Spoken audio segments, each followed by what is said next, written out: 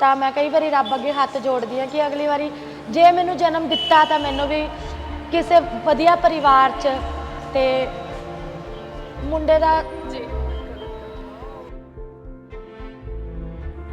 ਮੈਂ ਕਈ ਵਾਰੀ ਚੰਦ ਤਾਰਿਆਂ ਨੂੰ ਦੇਖ ਦੇਖ ਕੇ ਰੋਂਦੀ ਹੁੰਦੀ ਸੀ। ਜੇ ਮੈਂ ਵਿਹੜੇ 'ਚ ਮੰਜੇ ਤੇ ਪੈ ਜਾਣਾ ਤੇ ਮੇਰੇ ਫਾਦਰ ਸਾਹਿਬ ਨੇ ਮੇਰੇ ਤੇ ਜਿਹੜਾ ਬਾਥਰੂਮ ਵਾਲਾ ਗੰਦਾ ਪਾਣੀ ਹੁੰਦਾ ਕੱਪੜੇ ਕੁੱਪੜੇ ਵਾਲਾ ਉਹ ਡੋਲਣਾ ਥੁੱਕਦੇ ਹੁੰਦੇ ਸੀ ਮੇਰੇ ਤੇ। ਮੈਂ ਸੋਚਦੀ ਹੁੰਦੀ ਸੀ ਮੈਂ ਕਿਸੇ ਕੋਲੇ ਗਿਲਾ ਸ਼ਿਕਵਾ ਨਹੀਂ ਕਰਦੀ। ਮੈਂ ਨਾ ਡਰਦੇ ਡਰਦੇ ਜਾ ਕੇ ਆਪਣੇ ਮੰਮਾ ਨੂੰ ਕਹਿੰਦੀ ਸੀ ਮੰਮਾ ਪਾਪਾ ਨੇ ਇੱਦਾਂ ਕੀਤਾ।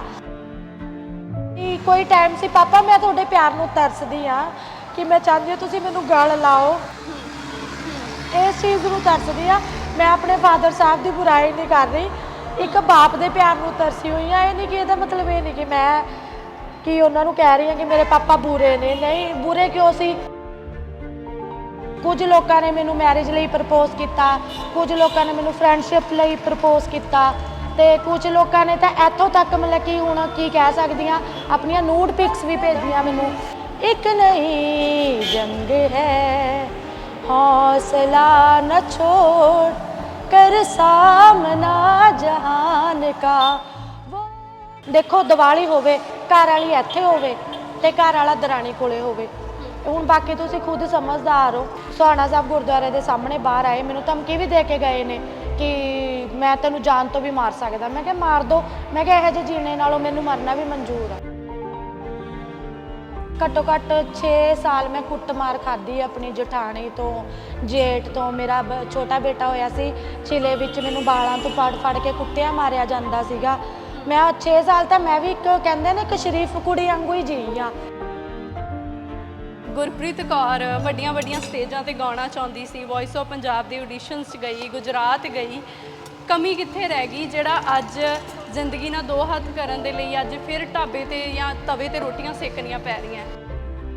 जिंदगी विच मेरे फादर साहब कहंदे हुंदे सी, कहंदे नच्चना गाना जिहड़े कंजरां दा काम हुंदा आ। ਇਹ ਉਹਨਾਂ ਨੂੰ ਮਨਜ਼ੂਰ ਸੀਗਾ ਕਿ ਸਾਡਾ ਬੱਚਾ ਸੜਕਾਂ ਤੇ ਧੱਕੇ ਖਾਵੇ, ਇੰਨੇ ਲੋਕਾਂ ਦੇ ਲੈਟਰਿੰਗ ਬਾਥਰੂਮ ਸਾਫ਼ ਕਰੇ, ਉਹ ਚੀਜ਼ਾਂ ਮਨਜ਼ੂਰ ਹੋ ਗਈਆਂ। ਮੇਰੇ ਫਾਦਰ ਸਾਹਿਬ ਕਰਦੇ ਹੁੰਦੇ ਸੀਗੇ ਜਿਹੜਾ ਵਿਤਕਰਾ ਮੇਰੇ ਨਾਲ ਕਰਦੇ ਸੀਗੇ ਕਿ ਮੈਂ ਕਹਿੰਦੇ ਨਾ ਕਿ ਕੁੜੀ ਹੋ ਕੇ ਜਨਮ ਲੈਣਾ ਹੀ ਮੇਰੇ ਲਈ ਇੱਕ ਪਾਪ ਸ਼ਰਾਪ ਬਣ ਗਿਆ। ਅੱਜ ਵੀ ਉਹ ਚੀਜ਼ ਨੂੰ ਮੈਂ ਮਹਿਸੂਸ ਕਰਦੀ ਹਾਂ ਕਿ ਸ਼ਾਇਦ ਇਹ ਸ਼ਰਾਪ ਮੇਰੇ ਨਾਲ ਮੇਰੇ ਮਰਦੇ ਦਮ ਤੱਕ ਨਾਲ ਚੱਲੇਗਾ। ਉਸ ਇਨਸਾਨ ਨੂੰ ਇੱਕ ਵਾਰੀ ਕੋਸ਼ਿਸ਼ ਨਹੀਂ ਕੀਤੀ ਕਿ ਮੈਂ ਜਾਵਾਂ ਪਤਾ ਕਰਾਂ ਕਿ ਕਿੱਥੇ ਰਹਿੰਦੀ ਹੈ ਕਿੱਥੇ ਨਹੀਂ। ਬੱਚਿਆਂ ਨੂੰ ਵੀ ਨਹੀਂ, ਬਾਹਰ ਦੀ ਬਾਹਰ ਮਿਲ ਕੇ ਬੜੇ ਬੇਟੇ ਨੂੰ ਲੈ ਗਏ ਕਿਉਂਕਿ ਹੁਣ ਅਗਲੇ ਮਹੀਨੇ 11ਵੇਂ ਮਹੀਨੇ ਦੀ 8 ਤਰੀਕ ਨੂੰ ਪੇਸ਼ੀ ਆ। ਹਰ ਵਾਰ ਇੱਦਾਂ ਕਰਦੇ, ਪੇਸ਼ੀ ਤੋਂ ਪਹਿਲਾਂ ਬੜੇ ਬੇਟੇ ਨੂੰ ਲੈ ਜਾਂਦੇ ਨੇ, ਛੋਟੇ ਬੇਟੇ ਨੂੰ ਲਿਜਾਣ ਦੀ ਜ਼ਰੂਰਤ ਹੀ ਨਹੀਂ ਸਮਝਦੇ। ਕੋਈ ਟਾਈਮ ਸੀਗਾ ਕੁੱਟ ਖਾ ਕੇ ਰੋ ਲਈਦਾ ਸੀ, ਜ਼ਹਿਰ ਖਾ ਕੇ ਆਪਣੇ ਆਪ ਨੂੰ ਖਤਮ ਕਰਨ ਦੀ ਵੀ ਕੋਸ਼ਿਸ਼ ਕੀਤੀ ਸੀ, ਪਰ ਮੇਰੇ ਰੱਬ ਨੇ ਮੈਨੂੰ ਇਹ ਜ਼ਿੰਦਗੀ ਦਿੱਤੀ ਕਿ ਨਹੀਂ, ਮਰਨਾ ਇਸ ਚੀਜ਼ ਦਾ ਹੱਲ ਨਹੀਂ, ਤੂੰ ਇਹਨਾਂ ਨੂੰ ਜੀ ਕੇ ਦਿਖਾਣਾ ਹੈ। ਔਰਤ ਜੇ ਅਗਰ ਇੱਕ ਬੱਚੇ ਨੂੰ ਜਨਮ ਦੇ ਸਕਦੀ ਹੈ ਨਾ ਤਾਂ ਬਹੁਤ ਕੁਝ ਕਰ ਸਕਦੀ ਹੈ। ਜ਼ਿੰਦਗੀ ਤੋਂ ਮੈਨੂੰ ਇੰਨੀਆਂ ਦੁਸ਼ਵਾਰੀਆਂ ਨਾ ਦੇ ਕਿ ਤੇਰੀਆਂ ਦਿੱਤੀਆਂ ਰਹਿਮਤਾਂ ਵੀ ਮੈਨੂੰ ਪਿਆਰੀਆਂ ਨਾ ਲੱਗਣ। ਸਤਿ ਸ਼੍ਰੀ ਅਕਾਲ, ਰੋਜ਼ਾਨਾ ਸਪੋਕਸਮੈਨ ਟੀਵੀ ਦੇਖ ਰਹੇ ਹੋ ਤੇ ਮੈਂ ਅਰਪਨ ਕੌਰ ਤੁਹਾਡਾ ਸਵਾਗਤ ਕਰਦੀ ਹਾਂ। ਸੋ ਦੋਸਤੋ, ਮਰਦ ਪ੍ਰਧਾਨ ਸਮਾਜ ਦੇ ਵਿੱਚ ਔਰਤ ਦੇ ਹਿੱਸੇ ਦੁਸ਼ਵਾਰੀਆਂ ਤਾਂ ਆਉਂਦੀਆਂ ਹੀ ਨੇ, ਪਰ ਉਹ ਔਰਤਾਂ ਜੋ ਇਹਨਾਂ ਖਾਸ ਹਾਲਾਤਾਂ ਦਾ ਸਾਹਮਣਾ ਕਰਦੀਆਂ ਹੋਈਆਂ ਕਾਮਯਾਬੀ ਦੇ ਨਾਲ ਅੱਗੇ ਵਧਦੀਆਂ ਰਹਿੰਦੀਆਂ ਨੇ, ਉਹ ਪੂਰੇ ਸਮਾਜ ਨੂੰ ਪਿਆਰੀਆਂ ਹੋ ਨਿਬੜਦੀਆਂ ਨੇ। ਅੱਜ ਇਸੇ ਹੀ ਤਰ੍ਹਾਂ ਦੀ ਇੱਕ ਪਿਆਰੀ ਔਰਤ ਦੇ ਰੂਬਰੂ ਕਰਵਾਉਣਾ 34 ਸਾਲਾਂ ਦੇ ਗੁਰਪ੍ਰੀਤ ਕੌਰ ਜੋ ਕਿ ਮੋਹਾਲੀ ਦੇ ਰਹਿਣ ਵਾਲੇ ਨੇ। ਮੈਂ ਉਹਨਾਂ ਦੇ ਇੱਕ ਛੋਟੇ ਜਿਹੇ ਢਾਬੇ ਤੇ ਆਈ ਹਾਂ, ਤੁਸੀਂ ਦੇਖ ਸਕਦੇ ਹੋ, ਜਿੱਥੇ ਉਹ ਇਸ ਵੇਲੇ ਫੁਲਕੇ ਬਣਾ ਰਹੇ ਨੇ ਔਰ ਲਗਾਤਾਰ ਇੱਥੇ ਉਹਨਾਂ ਦੇ ਢਾਬੇ ਦੇ ਉੱਤੇ ਲੋਕ ਆਉਂਦੇ ਰਹਿੰਦੇ ਨੇ ਔਰ ਇਸੇ ਤਰ੍ਹਾਂ ਚੱਲਦਾ ਰਹਿੰਦਾ। ਪਰ ਇੱਕ ਇਕੱਲੀ ਔਰਤ ਜੋ ਆਪਣੇ 2 ਬੱਚਿਆਂ ਨੂੰ ਵੀ ਪਾਲ ਰਹੀ ਹੈ ਔਰ ਉਸਨੇ ਉਪਜੀਵਿਕਾ ਚਲਾਉਣ ਦੇ ਲਈ ਜੋ ਸੀ ਇਹ ਢਾਬਾ ਖੋਲ੍ਹਿਆ ਸੀ। ਇਸ ਦੇ ਨਾਲ ਹੀ ਨਾਲ ਦੀਆਂ IT ਕੰਪਨੀਆਂ ਦੇ ਵਿੱਚ ਸਾਫ਼ ਸਫਾਈ ਦਾ ਕੰਮ ਵੀ ਕਰਦੇ ਨੇ। ਕਿਤੇ ਨਾ ਕਿਤੇ ਜ਼ਿੰਦਗੀ ਦੇ ਨਾਲ ਬੜੇ ਕਰੜੇ ਜਜ਼ਬੇ ਦੇ ਨਾਲ 2-2 ਹੱਥ ਕਰਦੇ ਹੋਏ ਆਪਣੀਆਂ ਮੰਜ਼ਲਾਂ ਨੂੰ ਸਰ ਕਰ ਰਹੇ ਨੇ। ਸਿੰਗਿੰਗ ਦਾ ਸ਼ੌਂਕ ਰੱਖਦੇ ਸੀਗੇ, ਪੜ੍ਹੇ ਲਿਖੇ ਸੀਗੇ, ਪਰ ਬਚਪਨ ਤੋਂ ਹੀ ਕਿਤੇ ਨਾ ਕਿਤੇ ਆਪਣੇ ਹੱਕਾਂ ਦੇ ਲਈ ਠੋਕਰਾਂ ਪੈਂਦੀਆਂ ਰਹੀਆਂ। ਵਿਆਹ ਹੋਇਆ ਔਰ ਉਹ ਚੰਗੀ ਤਰ੍ਹਾਂ ਨਿਭ ਨਹੀਂ ਸਕਿਆ, ਜਿਸ ਤੋਂ ਬਾਅਦ ਅੱਜ ਇਕੱਲੇ 2 ਬੱਚਿਆਂ ਨੂੰ ਪਾਲ ਵੀ ਰਹੇ ਨੇ। ਸੋ ਸਵਾਗਤ ਕਰਦੇ ਹਾਂ, ਸੰਘਰਸ਼ ਭਰੀ ਕਹਾਣੀ ਜਾਣਨ ਦੀ ਕੋਸ਼ਿਸ਼ ਕਰਾਂਗੇ। ਮੈਮ ਬਹੁਤ ਬਹੁਤ ਸਵਾਗਤ ਹੈ ਰੋਜ਼ਾਨਾ। ਸਤਿ ਸ਼੍ਰੀ ਅਕਾਲ ਮੈਮ ਜੀ, ਤੁਹਾਡਾ ਵੀ ਬਹੁਤ ਬਹੁਤ ਸਵਾਗਤ ਹੈ ਜੀ ਮੇਰੀ ਛੋਟੀ ਜਿਹੀ ਸ਼ੌਪ ਤੇ ਜੀ। ਜੀ। ਸੋ ਮੈਮ ਗੁਰਪ੍ਰੀਤ ਕੌਰ ਵੱਡੀਆਂ ਵੱਡੀਆਂ ਸਟੇਜਾਂ ਤੇ ਗਾਉਣਾ ਚਾਹੁੰਦੀ ਸੀ, ਵੌਇਸ ਆਫ ਪੰਜਾਬ ਦੇ ਆਡੀਸ਼ਨਸ 'ਚ ਗਈ, ਗੁਜਰਾਤ ਗਈ, ਕਮੀ ਕਿੱਥੇ ਰਹਿ ਗਈ ਜਿਹੜਾ ਅੱਜ ਜ਼ਿੰਦਗੀ ਨਾਲ ਦੋ ਹੱਥ ਕਰਨ ਦੇ ਲਈ ਅੱਜ ਫਿਰ ਢਾਬੇ ਤੇ ਜਾਂ ਤਵੇ ਤੇ ਰੋਟੀਆਂ ਸੇਕਣੀਆਂ ਪੈ ਰਹੀਆਂ? ਜ਼ਿੰਦਗੀ ਵਿੱਚ ਇਹ ਮੇਰੇ ਫਾਦਰ ਸਾਹਿਬ ਕਹਿੰਦੇ ਹੁੰਦੇ ਸੀ, ਕਹਿੰਦੇ ਨੱਚਣਾ ਗਾਣਾ ਜਿਹੜੇ ਕੰਜਰਾਂ ਦਾ ਕੰਮ ਹੁੰਦਾ ਆ, ਕਿ ਚੰਗੇ ਘਰਾਂ ਦੇ ਬੱਚਿਆਂ ਦਾ ਕੰਮ ਇਹ ਨਹੀਂ ਹੁੰਦਾ ਕਿ ਉਹ ਇਹ ਕੰਮ ਕਰਨ। ਅੱਜ ਦੇਖੋ ਚੰਗੇ ਘਰਾਂ ਦੇ ਬੱਚੇ ਅੱਜ ਰੋਟੀਆਂ ਬਣਾ ਰਹੇ ਨੇ। ਇਹ ਉਹਨਾਂ ਨੂੰ ਮਨਜ਼ੂਰ ਸੀਗਾ ਕਿ ਸਾਡਾ ਬੱਚਾ ਸੜਕਾਂ ਤੇ ਧੱਕੇ ਖਾਵੇ, ਇੰਨੇ ਲੋਕਾਂ ਦੇ ਲੈਟਰਿੰਗ ਬਾਥਰੂਮ ਸਾਫ਼ ਕਰੇ, ਉਹ ਚੀਜ਼ਾਂ ਮਨਜ਼ੂਰ ਹੋ ਗਈਆਂ। ਬਟ ਜਿੱਥੇ ਕਿਤੇ ਕੋਈ ਕਹਿੰਦੇ ਨੇ ਆਪਣੇ ਆਪ ਨੂੰ ਦਿਖਾਉਣ ਦਾ ਜਿੱਥੇ ਇੱਕ ਔਰਤ ਦੇ ਸ਼ੌਂਕ ਪੂਰੇ ਕਰਨ ਦੀ ਗੱਲ ਸੀਗੀ ਜੀ, ਉਹ ਤਾਂ ਬਿਲਕੁਲ ਹੀ ਦਬੇ ਹੋਏ ਪਰ ਨੇ। ਮਜਬੂਰੀ ਚਾਹੇ ਅੱਜ ਕੁਝ ਵੀ ਕਰਵਾ ਰਹੀ ਹੈ, ਉਹਦੇ ਤੇ ਇਤਰਾਜ਼ ਨਹੀਂ ਕਿਸੇ ਨਹੀਂ, ਮੈਨੂੰ ਬਿਲਕੁਲ ਨਹੀਂ ਹੈਗਾ ਕਿ ਹੋਣਾ ਵੀ ਕਿਉਂ, ਕਿਸ ਚੀਜ਼ ਲਈ ਹੋਣਾ ਆ। ਰੱਬ ਨੇ ਦੋ ਹੱਥ ਦਿੱਤੇ, ਪੈਰ ਦਿੱਤੇ, ਕਮਾ ਰਹੇ ਆ ਤਾਂ ਖਾ ਰਹੇ ਆ। ਜੇ ਕੋਈ ਲੱਗਦਾ ਵੀ ਕੋਈ ਸ਼ੌਂਕ ਪੂਰਾ ਰਹਿ ਗਿਆ, ਬਚਪਨ 'ਚ ਵੀ ਰਹੇ ਨੇ, ਵਿਆਹ ਤੋਂ ਬਾਅਦ ਵੀ ਰਹੇ ਨੇ, ਬਟ ਅੱਜ ਮੈਂ ਆਪਣੇ ਆਪ ਨੂੰ ਇੰਨਾ ਮੋਲਡ ਕਰ ਲਿਆ ਕਿ ਅਗਰ ਕੋਈ ਚੀਜ਼ ਖਾਣੀ ਜਾਂ ਪੀਣੀ ਜਾਂ ਖਰੀਦਣੀ ਹੁੰਦੀ ਆ ਆਪਣੇ ਲਈ, ਆਪਣੇ ਸ਼ੌਂਕ ਪੂਰੇ ਕਰਨੇ ਆ, ਮੈਂ ਆਪਣੇ ਆਪ ਕਰਦੀ ਆ। ਉਹ ਇਹ ਨਹੀਂ ਕਿ ਇੱਕੋ ਲਖਤ ਕਰ ਲੈਣੇ, ਛੋਟੇ ਕਰਕੇ, ਜਿਵੇਂ ਆ ਮਹੀਨੇ ਮੈਂ ਆ ਚੀਜ਼ ਲੈਣੀ ਆ ਇਦਾਂ ਕਰਕੇ ਪੂਰੀ ਕਰਦੀ ਆ। ਔਰ ਬੱਚਿਆਂ ਦੇ ਵੀ ਸੁਪਨੇ ਪੂਰੇ ਕਰ ਰਹੇ ਹੋ ਜੀ। ਆਪਣੇ ਤਾਂ ਭਾਵੇਂ ਰਹਿ ਜਾਣ, ਬੱਚਿਆਂ ਦੇ ਪਹਿਲਾਂ ਕਰਨੇ ਪੈਂਦੇ ਆ। ਜੇ ਨਾ ਕਰੀਏ ਤਾਂ ਫਿਰ ਬੱਚੇ ਕਹਿ ਦਿੰਦੇ ਆ ਕਿ ਮੰਮਾ ਸਾਡਾ ਕੋਈ ਵੀ ਨਹੀਂ ਹੈਗਾ, ਜੇ ਤੁਸੀਂ ਨਹੀਂ ਹੈਗੇ ਸਾਡੇ ਤਾਂ ਸਾਡਾ ਕੋਈ ਵੀ ਨਹੀਂ। ਫਿਰ ਮੈਂ ਉਹਨਾਂ ਨੂੰ ਕਹਿੰਦੀ ਨਹੀਂ, ਮੈਂ ਤੁਹਾਡੀ ਆ, ਤੁਹਾਡੇ ਲਈ ਸਭ ਮੈਂ ਹਾਜ਼ਰ ਹਾਂ, ਜੋ ਤੁਸੀਂ ਕਹੋਗੇ ਤੁਹਾਨੂੰ ਉਹੀ ਚੀਜ਼ ਮਿਲੇਗੀ ਜੀ। ਅੱਛਾ ਗੁਰਪ੍ਰੀਤ, ਜਦੋਂ ਮੈਂ ਤੁਹਾਡੀ ਕਹਾਣੀ ਬਾਰੇ ਜਾਣ ਰਹੀ ਸੀਗੀ ਤਾਂ ਪਤਾ ਲੱਗਾ ਕਿ ਕਿਵੇਂ ਬਚਪਨ ਤੋਂ ਹੀ ਇੱਕ ਵਿਤਕਰੇ ਦਾ ਸਾਹਮਣਾ ਤੁਹਾਨੂੰ ਕਰਨਾ ਪਿਆ। ਉਹ ਕਿਵੇਂ ਦਾ ਵਿਤਕਰਾ ਸੀ ਤੇ ਤੁਹਾਡੇ ਨਾਲ ਉਹ ਕਿਉਂ ਹੁੰਦਾ ਰਿਹਾ? ਮੇਰੇ ਫਾਦਰ ਸਾਹਿਬ ਕਰਦੇ ਹੁੰਦੇ ਸੀਗੇ, ਜਿਹੜਾ ਵਿਤਕਰਾ ਮੇਰੇ ਨਾਲ ਕਰਦੇ ਸੀਗੇ ਕਿ ਮੈਂ ਕਹਿੰਦੇ ਨਾ ਕਿ ਕੁੜੀ ਹੋ ਕੇ ਜਨਮ ਲੈਣਾ ਹੀ ਮੇਰੇ ਲਈ ਇੱਕ ਪਾਪ, ਸ਼ਰਾਪ ਬਣ ਗਿਆ। ਅੱਜ ਵੀ ਉਹ ਚੀਜ਼ ਨੂੰ ਮੈਂ ਮਹਿਸੂਸ ਕਰਦੀ ਹਾਂ ਕਿ ਸ਼ਾਇਦ ਇਹ ਸ਼ਰਾਪ ਮੇਰੇ ਨਾਲ ਮੇਰੇ ਮਰਦੇ ਦਮ ਤੱਕ ਨਾਲ ਚੱਲੇਗਾ ਕਿ ਮੈਂ ਇੱਕ ਕਿਸ ਤਰ੍ਹਾਂ ਦਾ ਰਿਹਾ ਤੁਹਾਡਾ ਬਚਪਨ ਜਿਹੜਾ ਸੀਗਾ? ਉਹ ਮੇਰਾ ਬਚਪਨ ਮੈਮ ਇੱਦਾਂ, ਦੇਖੋ ਮੈਂ ਇੱਕ ਕੁੜੀ ਹੋ ਕੇ ਜਨਮ ਲੈ ਲਿਆ। ਮੈਨੂੰ ਤਾਂ ਲੱਗਦਾ ਮੇਰੇ ਫਾਦਰ ਸਾਹਿਬ ਨੇ 3 ਦਿਨ ਤੱਕ ਮੇਰਾ ਮੂੰਹ ਨਹੀਂ ਦੇਖਿਆ। ਚਲੋ ਨਹੀਂ ਦੇਖਿਆ ਸੋ ਨਹੀਂ ਦੇਖਿਆ, ਬਟ ਹਰ ਵਾਰ ਮੈਂ ਆਪਣੇ ਫਾਦਰ ਸਾਹਿਬ ਨੂੰ ਨਾ ਆਪਣੇ ਵੱਲੋਂ ਮਤਲਬ ਕਿ ਬੈਸਟ ਕਰਕੇ ਦਿਖਾ ਕੇ ਕਿ ਨਹੀਂ ਪਾਪਾ ਮੈਂ ਕੁੜੀ ਨਹੀਂ, ਲਾਈਕ ਆ ਬॉय, ਮਤਲਬ ਕਿ ਮੈਂ ਤੁਹਾਡੀ ਹਰੇਕ ਖੁਆਇਸ਼ ਪੂਰੀ ਕਰੂੰਗੀ। ਬਟ ਮੇਰੇ ਫਾਦਰ ਸਾਹਿਬ ਨੇ ਕਦੇ ਵੀ ਪਿਆਰ ਨਾਲ ਮੇਰੇ ਸਿਰ ਤੇ ਹੱਥ ਨਹੀਂ ਧਰਿਆ ਕਿ ਹਾਂ ਚਲੋ ਕੋਈ ਐਦਾਂ ਆ ਜਾਂ ਮੇਰੀ ਕੁੜੀ ਆ, ਨਹੀਂ ਕਦੇ ਵੀ। ਅੱਜ ਵੀ ਉਹ ਮੈਨੂੰ ਪਿਆਰ ਨਾਲ ਦੇਖ ਕੇ ਰਾਜੀ ਨਹੀਂ, ਬੁਲਾ ਕੇ ਰਾਜੀ ਨਹੀਂ। ਜਦ ਆ ਹੁਣ ਇੰਟਰਵਿਊਜ਼ ਤੋਂ ਬਾਅਦ ਤਾਂ ਉਹ ਜ਼ਿਆਦਾ ਹੀ ਮਤਲਬ ਕਿ ਬਹੁਤ ਜ਼ਿਆਦਾ ਗੁੱਸੇ 'ਚ ਆ ਗਏ ਕਿ ਇਹਨੇ ਮੇਰਾ ਮਤਲਬ ਕਿ ਇੱਦਾਂ ਉਹ ਕਰਤੀ। ਕੁਝ ਲੋਕਾਂ ਨੇ ਵੀ ਮੈਨੂੰ ਕਮੈਂਟ ਕੀਤੇ ਆ ਕਿ ਤੇਰੇ ਮਾਂ-ਬਾਪ ਸੀਗੇ, ਉਹਨਾਂ ਨੇ ਤੈਨੂੰ ਪਾਲਿਆ ਪੋਸਿਆ, ਤੂੰ ਆਪਣੇ ਮਾਂ-ਬਾਪ ਨੂੰ ਸਾਰੀ ਦੁਨੀਆ ਸਾਹਮਣੇ ਇੱਦਾਂ ਉਲਟਾ ਸਿੱਧਾ ਬੋਲਿਆ। ਮੈਂ ਕਿਹਾ ਮੈਂ ਉਲਟਾ ਸਿੱਧਾ ਨਹੀਂ ਬੋਲਿਆ, ਮੇਰੇ ਨਾਲ ਜੋ ਮੇਰੀ ਲਾਈਫ ਸਟੋਰੀ ਬੀਤ ਚੁੱਕੀ ਹੈ ਮੈਂ ਉਹ ਸਾਂਝੀ ਕੀਤੀ ਹੈ। ਸੋ ਕਈ ਵਾਰੀ ਮੈਨੂੰ ਕਹਿੰਦੇ ਤੂੰ ਐਦਾਂ ਦੀ ਲੇਡੀਜ਼ ਆ, ਤੂੰ ਰਫਲੀ ਬੋਲਦੀ ਆ। ਮੈਂ ਕਿਹਾ ਮੈਂ ਅਕੋਰਡਿੰਗ ਟੂ ਦੁਨੀਆ ਦੇ ਮੁਤਾਬਿਕ ਬਣ ਗਈ ਆ ਹੁਣ ਮੈਂ, ਕਿ ਜਿਵੇਂ ਦੁਨੀਆ ਮੇਰੇ ਨਾਲ ਬਿਹੇਵ ਕਰਦੀ ਆ ਉਹਨਾਂ ਨੂੰ ਦੇਖ ਕੇ ਮੈਂ ਉਦਾਂ ਦੀ ਬਣ ਗਈ ਕਿ ਇਸ ਚੀਜ਼ ਨੂੰ ਮੈਂ ਉਹ ਨਹੀਂ ਕਰਦੀ ਹੈਗੀ ਕਿ ਮੇਰੇ ਫਾਦਰ ਨੇ ਜੋ ਕੀਤਾ ਚਲੋ ਉਹ ਉਹਨਾਂ ਦੀ ਸੋਚ ਸੀ, ਉਹਨਾਂ ਨੇ ਕਰ ਲਿਆ। ਬਾਕੀ ਮੈਨੂੰ ਹੁੰਦਾ ਹਸਬੈਂਡ ਨੇ ਸਾਥ ਨਹੀਂ ਦਿੱਤਾ, ਚਲੋ ਉਹਨਾਂ ਨੇ ਵੀ ਛੱਡਤਾ, ਚਲੋ ਬਹੁਤ ਵਧੀਆ ਹੋਇਆ। ਇੱਕ ਜਗ੍ਹਾ ਤੋਂ ਠੋਕਰ ਵੱਜੀ, ਦੂਜੀ ਤੋਂ ਵੱਜੀ, ਸਗੋਂ ਮੈਨੂੰ ਉਹਨਾਂ ਨੇ ਹੋਰ ਸਟਰੋਂਗ ਕੀਤਾ ਕਿ ਸਟਰੋਂਗ ਬਣ ਜਾ। ਮੈਂ ਪਹਿਲਾਂ ਤੁਹਾਡੇ ਬਚਪਨ ਦੀ ਗੱਲ ਕਰਾਂਗੀ। ਜਿਵੇਂ ਤੁਸੀਂ ਕਿਹਾ ਕਿ ਫਾਦਰ ਸਾਹਿਬ ਨੂੰ ਤੁਸੀਂ ਦੂਸਰੀ ਬੇਟੀ ਸੀਗੀ ਹਨਾ, ਤੇ ਉਹ ਕਿਤੇ ਨਾ ਕਿਤੇ ਪ੍ਰਵਾਨ ਹੀ ਨਹੀਂ ਹੋਇਆ ਵੀ ਦੋਹਰੇ ਕੁੜੀ ਆ ਗਈ ਪਰਿਵਾਰ 'ਚ ਹਨਾ, ਉਸੇ ਦਾ ਹਰਜਾਨਾ ਤੁਹਾਨੂੰ ਭਰਨਾ ਪਿਆ। ਪਰ ਇੱਕ ਛੋਟੀ ਬੱਚੀ ਦੇ ਮਨ 'ਚ ਉਦੋਂ ਮਨ ਤੇ ਕੀ ਬੀਤਦੀ ਸੀਗੀ? ਮੈਡਮ ਮੇਰੇ ਮਨ ਤੇ ਮੈਂ ਕਈ ਵਾਰੀ ਚੰਦ ਤਾਰਿਆਂ ਨੂੰ ਦੇਖ ਕੇ ਰੋਂਦੀ ਹੁੰਦੀ ਸੀ। ਜੇ ਮੈਂ ਵਿਹੜੇ 'ਚ ਮੰਜੇ ਤੇ ਪੈ ਜਾਣਾ ਤੇ ਮੇਰੇ ਫਾਦਰ ਸਾਹਿਬ ਨੇ ਮੇਰੇ ਤੇ ਜਿਹੜਾ ਬਾਥਰੂਮ ਵਾਲਾ ਗੰਦਾ ਪਾਣੀ ਹੁੰਦਾ, ਕੱਪੜੇ ਕੁੱਪੜੇ ਵਾਲਾ, ਉਹ ਡੋਲਣਾ, ਥੁੱਕਦੇ ਹੁੰਦੇ ਸੀ ਮੇਰੇ ਤੇ। ਮੈਂ ਸੋਚਦੀ ਹੁੰਦੀ ਸੀ ਮੈਂ ਕਿਸੇ ਕੋਲੇ ਗਿੱਲਾ ਸ਼ਿਕਵਾ ਨਹੀਂ ਕਰਦੀ। ਮੈਂ ਨਾ ਡਰਦੇ ਜਾ ਕੇ ਆਪਣੇ ਮੰਮਾ ਨੂੰ ਕਹਿੰਦੀ ਸੀ ਮੰਮਾ ਪਾਪਾ ਨੇ ਇੱਦਾਂ ਕੀਤਾ, ਤੇ ਮੇਰੇ ਮੰਮੀ ਮੈਨੂੰ ਗੱਲ ਲਾ ਲੈਂਦੇ ਸੀ ਘੁੱਟ ਕੇ, ਕਹਿੰਦੇ ਕੋਈ ਗੱਲ ਨਹੀਂ ਚੱਲ ਤੇਰੇ ਪਾਪਾ ਆ, ਕੋਈ ਗੱਲ ਨਹੀਂ ਕੁਝ ਨਹੀਂ ਹੁੰਦਾ। ਅੱਛਾ, ਮਾਂ ਨੇ ਨਿੱਘ ਸਦਾ ਦਿੱਤਾ? ਮੰਮਾ ਨੇ ਹਮੇਸ਼ਾ ਮਤਲਬ ਕਿ ਅੱਜ ਵੀ ਮੇਰੇ ਮਦਰ, ਮੈਂ ਜੇ ਜਾਂਦੀ ਨਹੀਂ ਨਾ ਤੇ ਫਿਰ ਮੈਨੂੰ ਕਹਿਣਗੇ ਇੰਨੇ ਦਿਨ ਹੋ ਗਈ ਤੂੰ ਆਈ ਨਹੀਂ। ਜੇ ਮੈਂ ਹਫਤਾ ਨਹੀਂ ਜਾਊਂਗੀ ਤਾਂ ਫਿਰ ਮੈਨੂੰ ਕਹਿਣਗੇ ਕਿ ਤੂੰ ਆਈ ਨਹੀਂ, ਤੂੰ ਮੈਨੂੰ ਮਿਲਣ ਨਹੀਂ ਆਈ, ਤੂੰ ਮੈਨੂੰ ਦੇਖਣ ਨਹੀਂ ਆਈ। ਮੈਂ ਜਾਂਦੀ ਆ ਕਿ ਇੱਕ ਜੀ ਮਾਰ ਕੇ ਜਾਨੀ ਆ ਕਿ ਹਜੇ ਤਾਂ ਚਲੋ ਮੇਰੀ ਮਾਂ ਜਿਉਂਦੀ ਆ, ਜਲੀ ਜਾਨੀ ਆ। ਸੋ ਕਈ ਵਾਰੀ ਮਨ ਚ ਆਉਂਦਾ ਕਿ ਹਾਏ ਅੱਜ ਜਿਵੇਂ ਤੁਸੀਂ ਕਿਹਾ ਮੈਂ ਪਾਪਾ ਨੂੰ ਇੱਕ ਉਹ ਪ੍ਰੂਵ ਕਰਨ ਦੇ ਲਈ ਨਾ ਕਿ ਮੈਂ ਹਨਾ ਮੈਂ ਵੀ ਕਰ ਸਕਦੀ ਆ ਕੰਪੀਟੀਸ਼ਨ 'ਚ ਜਾਣਾ ਔਰ ਬੜੀ ਇੱਕ ਅੱਛੀ ਸਟੂਡੈਂਟ ਰਹੇ, ਆਦਰਸ਼ ਵਿਦਿਆਰਥਣ ਰਹੇ ਜੀ, ਤੁਸੀਂ, ਜੀ, ਜੀ। ਉਸ ਤੋਂ ਕਦੀ ਉਹਨਾਂ ਨੇ ਉਹ ਚੀਜ਼ਾਂ ਦੇਖ ਕੇ ਵੀ ਤੁਹਾਨੂੰ ਐਕਸੈਪਟ ਨਹੀਂ ਕੀਤਾ? ਕਦੇ ਵੀ ਨਹੀਂ ਮੈਮ ਜੀ, ਜਦੋਂ ਗੱਲ ਨਹੀਂ ਲਾਇਆ ਪੁੱਤ ਕਦੇ ਸ਼ਾਬਾਸ਼। ਵੀ ਨਹੀਂ। ਈਵਨ ਕਿ ਨਾ ਇੱਕ ਹੁੰਦਾ ਨਾ ਬੰਦੇ ਨੂੰ ਐਦਾ ਥਾਪੀ ਵੀ ਦੇ ਦੇਣ, ਮੈਨੂੰ ਉਹ ਥਾਪੀ ਵੀ ਅੱਜ ਤੱਕ ਨਹੀਂ ਮਿਲੀ ਹੈਗੀ। ਹਾਂ ਮਤਲਬ ਕਿ ਕਈ ਵਾਰੀ ਮੈਨੂੰ ਫੀਲ ਹੁੰਦਾ ਕਿ ਸ਼ਾਇਦ ਮੈਂ ਗਲਤੀ ਕਰਤੀ ਹੈ ਕਿ ਇਸ ਦੁਨੀਆ 'ਚ ਆ ਕੇ ਇੱਕ ਐਜ਼ ਅ ਲੇਡੀਜ਼ ਹੋ ਕੇ, ਇੱਕ ਕੁੜੀ ਹੋ ਕੇ ਜਨਮ ਲੈ ਲਿਆ। ਤਾਂ ਮੈਂ ਕਈ ਵਾਰੀ ਰੱਬ ਅੱਗੇ ਹੱਥ ਜੋੜਦੀ ਹਾਂ ਕਿ ਅਗਲੀ ਵਾਰੀ ਜੇ ਮੈਨੂੰ ਜਨਮ ਦਿੱਤਾ ਤਾਂ ਮੈਨੂੰ ਵੀ ਕਿਸੇ ਵਧੀਆ ਪਰਿਵਾਰ 'ਚ ਤੇ ਮੁੰਡੇ ਦਾ ਜੀ ਬਿਲਕੁਲ ਬਿਲਕੁਲ। ਸੋ ਇਹ ਹਰ ਔਰਤ ਦੀ ਕਹਾਣੀ ਹੈ, ਸਿਰਫ ਤੁਹਾਡੀ ਕਹਾਣੀ ਨਹੀਂ ਹੈ ਉਹ ਚੀਜ਼ਾਂ ਨੂੰ ਮੈਂ ਫੀਲ ਕਰਦੀ ਹਾਂ। ਅੱਜ ਵੀ ਅਸੀਂ ਗਏ ਸੀ ਕਿਤੇ, ਪਾਪਾ ਸਾਰੇ ਰਾਸਤੇ ਨਹੀਂ ਮੇਰੇ ਨਾਲ ਬੋਲੇ। ਮੈਂ 2-3 ਵਾਰੀ ਕੋਸ਼ਿਸ਼ ਕੀਤੀ ਕਿ ਮੈਂ ਬੁਲਾਵਾਂ, ਪਰ ਨਹੀਂ। ਚਲੋ ਫਿਰ ਮੇਰੇ ਮੰਮੀ ਕਹਿੰਦੇ ਚੱਲ ਕੋਈ ਗੱਲ ਨਹੀਂ। ਕੀ ਉਹਨਾਂ ਨੂੰ ਹੁਣ ਇਸ ਵੇਲੇ ਕੀ ਗਿਲਾ? ਹੁਣ ਤਾਂ ਤੁਸੀਂ ਇੰਨਾ ਤੁਹਾਡਾ ਨਾਮ ਹੋ ਰਿਹਾ ਹੈ ਔਰ ਇਹ ਪੜ੍ਹੇ ਲਿਖੇ ਤੁਸੀਂ ਔਰ ਕੰਮ ਕਰ ਰਹੇ, ਆਪਣੇ ਬੱਚਿਆਂ ਨੂੰ ਇੰਨੀ ਮਜ਼ਬੂਤੀ ਨਾਲ ਪਾਲ ਰਹੇ, ਅੱਜ ਉਹਨਾਂ ਨੂੰ ਕੀ ਗਿਲਾ? ਉਹਨਾਂ ਨੂੰ ਇਹ ਗਿਲਾ ਕਿ ਮੈਂ ਉਹਨਾਂ ਨੂੰ ਐਦਾਂ ਸਾਰੀ ਦੁਨੀਆ ਦੇ ਸਾਹਮਣੇ ਮਤਲਬ ਕਿ ਉਹਨਾਂ ਦੇ ਬਾਰੇ ਬੁਰਾਈ ਕੀਤੀ। ਮੈਂ ਬੁਰਾਈ ਨਹੀਂ ਕੀਤੀ, ਮੈਂ ਆਪਣਾ ਇੱਕ ਦਰਦ ਵੰਡਿਆ ਆ ਕਿ ਕੋਈ ਟਾਈਮ ਸੀ ਪਾਪਾ ਮੈਂ ਤੁਹਾਡੇ ਪਿਆਰ ਨੂੰ ਤਰਸਦੀ ਆ, ਕਿ ਮੈਂ ਚਾਹੁੰਦੀ ਹਾਂ ਤੁਸੀਂ ਮੈਨੂੰ ਗਲ ਲਾਓ, ਇਸ ਚੀਜ਼ ਨੂੰ ਤਰਸਦੀ ਆ। ਮੈਂ ਆਪਣੇ ਫਾਦਰ ਸਾਹਿਬ ਦੀ ਬੁਰਾਈ ਨਹੀਂ ਕਰ ਰਹੀ, ਇੱਕ ਬਾਪ ਦੇ ਪਿਆਰ ਨੂੰ ਤਰਸੀ ਹੋਈ ਆ। ਇਹ ਨਹੀਂ ਕਿ ਇਹਦਾ ਮਤਲਬ ਇਹ ਨਹੀਂ ਕਿ ਮੈਂ ਉਹਨਾਂ ਨੂੰ ਕਹਿ ਰਹੀ ਹਾਂ ਕਿ ਮੇਰੇ ਪਾਪਾ ਬੁਰੇ ਨੇ। ਨਹੀਂ, ਬੁਰੇ ਕਿਉਂ ਸੀ? ਬੁਰਾ ਤਾਂ ਉਹ ਇਨਸਾਨ ਹੁੰਦਾ ਜਿਹੜਾ ਘਰ 'ਚ ਰੱਖਦਾ ਨਹੀਂ। ਬੁਰੇ ਨਹੀਂ ਹੈਗੇ, ਬਟ ਇੱਕ ਉਹਨਾਂ ਦੀ ਖੁਆਇਸ਼ ਸੀਗੀ ਕਿ ਉਹਨਾਂ ਘਰ ਇੱਕ ਬੇਟਾ ਜਨਮ ਲੈਂਦਾ। ਚਲੋ ਇਹ ਮੇਰੇ ਹੱਥ 'ਚ ਨਹੀਂ ਸੀਗਾ ਕਿ ਮੈਂ ਕੁੜੀ ਬਣ ਕੇ ਜਨਮ ਲਿਆ, ਪਰ ਮੈਂ ਮੁੰਡਿਆਂ ਵਰਗਾ ਜੀਵਨ ਅੱਜ ਜੀ ਰਹੀ ਹਾਂ। ਮੈਂ ਡੇ ਡਿਊਟੀ ਵੀ ਕਰ ਰਹੀ ਹਾਂ, ਹੁਣ ਨਾਈਟ ਡਿਊਟੀ ਵੀ ਕਰਦੀ ਹਾਂ। ਲਾਈਕ ਆ ਮੈਂਸ ਮੈਂ ਮਤਲਬ ਕਿ ਮੇਰਾ ਵੀ ਦਿਲ ਕਰਦਾ ਕਿ ਮੈਂ ਸੋਵਾਂ, ਖਾਵਾਂ, ਪੀਵਾਂ, ਇੰਜੋਏ ਕਰਾਂ ਲਾਈਫ ਨੂੰ, ਪਰ ਮੇਰੀ ਲਾਈਫ 'ਚ ਤਾਂ ਇੰਜੋਇਮੈਂਟ ਬਿਲਕੁਲ ਹੀ ਖਤਮ ਹੋ ਗਈ ਹੈ। ਨਾ ਮੈਂ ਬੱਚਿਆਂ ਲਈ ਜੀ ਰਹੀ ਹਾਂ, ਨਾ ਮੈਂ ਆਪਣੇ ਲਈ ਜੀ ਰਹੀ ਹਾਂ।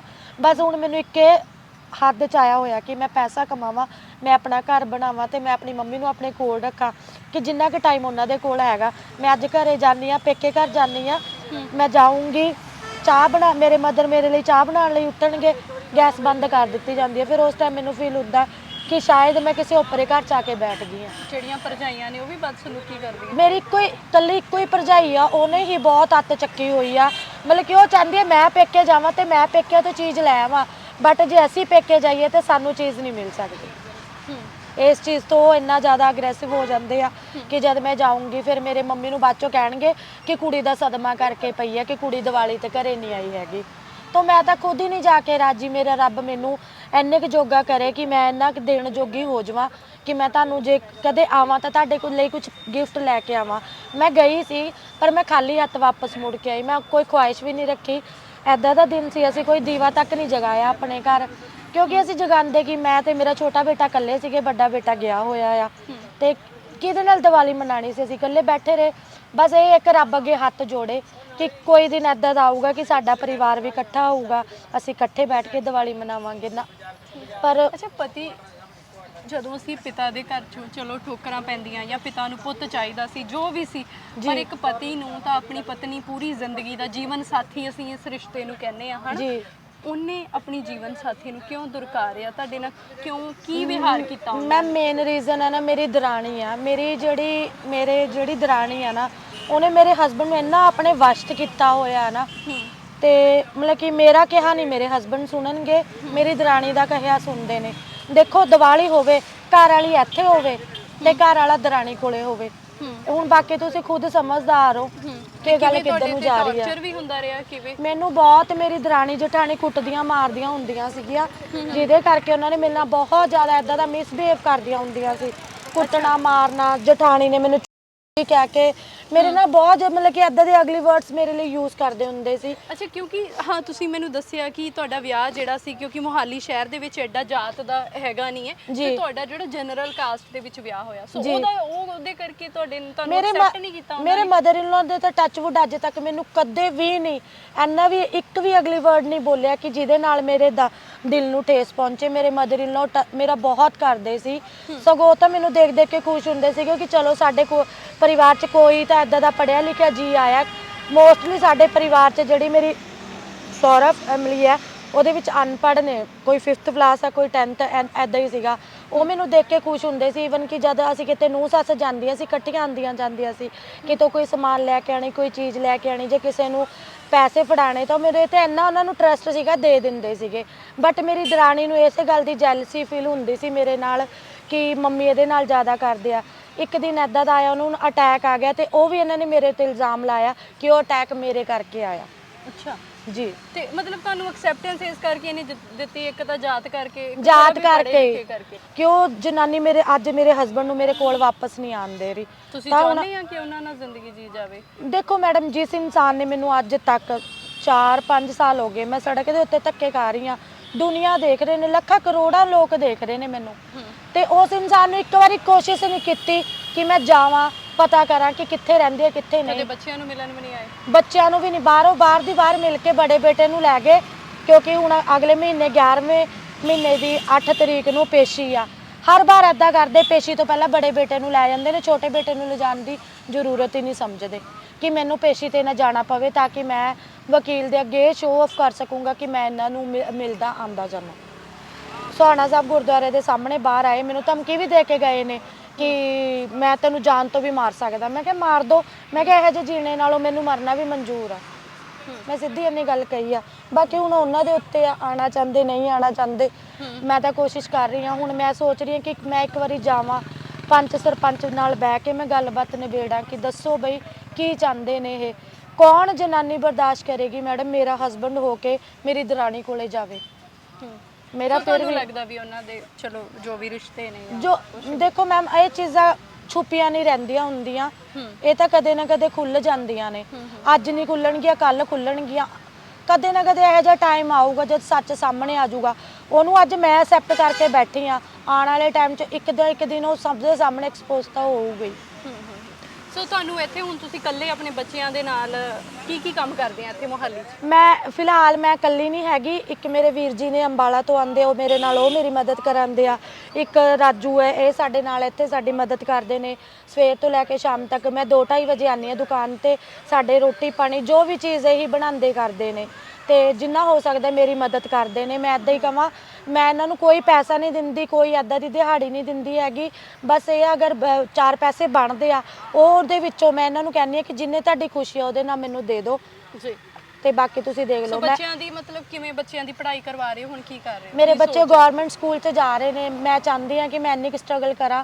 ਮੈਂ ਹੁਣ ਨਾਈਟ ਸ਼ਿਫਟ 'ਚ ਵੀ ਕੰਮ ਫੜ ਲਿਆ ਆ, ਤੇ ਮੈਂ ਚਾਹੁੰਦੀ ਹਾਂ ਕਿ ਆਉਣ ਵਾਲੇ ਟਾਈਮ 'ਚ ਨੈਕਸਟ ਈਅਰ ਮੈਂ ਆਪਣੇ ਬੱਚਿਆਂ ਨੂੰ ਪ੍ਰਾਈਵੇਟ ਸਕੂਲ 'ਚ ਪਾਵਾਂ, ਕਿ ਮੇਰੇ ਬੱਚੇ ਕਿਸੇ ਵਧੀਆ ਸਕੂਲ 'ਚ ਪੜ੍ਹਨ, ਤਾਂ ਕਿ ਕੱਲ ਨੂੰ ਮੈਨੂੰ ਇਹ ਨਾ ਕਹਿਣ ਸਾਡੀ ਮਾਂ ਨੇ ਸਾਡੇ ਤੇ ਕੋਈ ਉਹ ਨਹੀਂ ਕੀਤਾ। ਕਿ ਜਿੱਦਾਂ ਤੁਸੀਂ ਜ਼ਿੰਦਗੀ ਤੋਂ ਹਾਰ ਨਹੀਂ ਮੰਨੀ, ਇੰਨੇ ਮੁਸ਼ਕਲ ਹਾਲਾਤ ਸੀਗੇ ਹਨਾ, ਨਹੀਂ ਤੇ ਲੇਡੀਜ਼ ਨੂੰ ਪਤਾ ਵੀ ਹੋਵੇ ਕਿ ਘਰ ਵਾਲਾ ਗਲਤ ਹੈ, ਉਹ ਕੰਪਰੋਮਾਈਜ਼ ਕਰਨਾ ਪੈਂਦਾ ਹੈਗਾ, ਪਰ ਤੁਸੀਂ ਪੜ੍ਹੇ ਲਿਖੇ ਸੀਗੇ ਸ਼ਾਇਦ, ਤਾਂ ਹੀ ਇੰਨੇ ਵੱਡੇ ਫੈਸਲੇ ਲੈ ਸਕੇ ਆ।